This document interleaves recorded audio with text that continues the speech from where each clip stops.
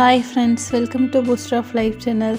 நம்ம இன்றைக்கி என்ன பார்க்க போனால் ரொம்பவே டேஸ்டியான காலிஃப்ளவர் பக்கோடா எப்படி பண்ணுறதுன்னு தான் பார்க்க போகிறோம்.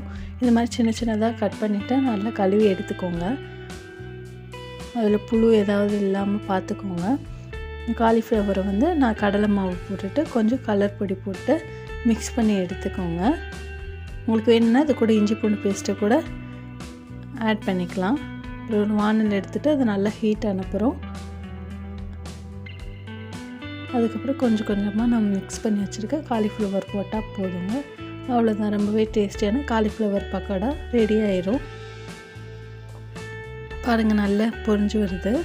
இப்போ எல்லா சைட்லுமே இந்த மாதிரி மிக்ஸ் பண்ணி விடுங்க. ஒரு 2 to 3 minutes நல்லா எண்ணெயிலே நல்லா பொரியட்டும்.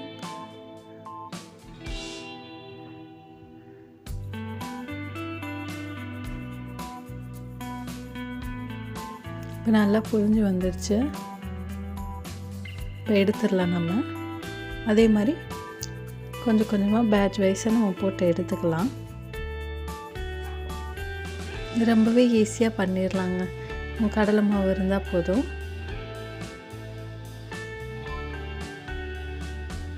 அது கூட உங்களுக்கு என்ன கலர் பொடி போட்டு இந்த மாதிரி மிக்ஸ் பண்ணிக்கோங்க. அவ்வளோதாங்க, ரொம்பவே டேஸ்டியான காலிஃப்ளவர் பக்கோடா ரெடி ஆகிடுச்சு. நீங்களும் இது மாதிரி ட்ரை பண்ணி பாருங்கள். ரொம்பவே ஈஸியாக செஞ்சிடலாம். ஈவினிங் ஸ்நாக்ஸுக்கு டீ டைப்லாம் வச்சு சாப்பிட்டுக்கலாம். நீங்களும் இது மாதிரி ட்ரை பண்ணி பார்த்துட்டு டேஸ்ட் எப்படி இருக்குன்னு சொல்லுங்கள். தேங்க்யூ ஃபார் வாட்சிங். நம்ம சேனலை மறக்காமல் சப்ஸ்கிரைப் பண்ணிக்கோங்க.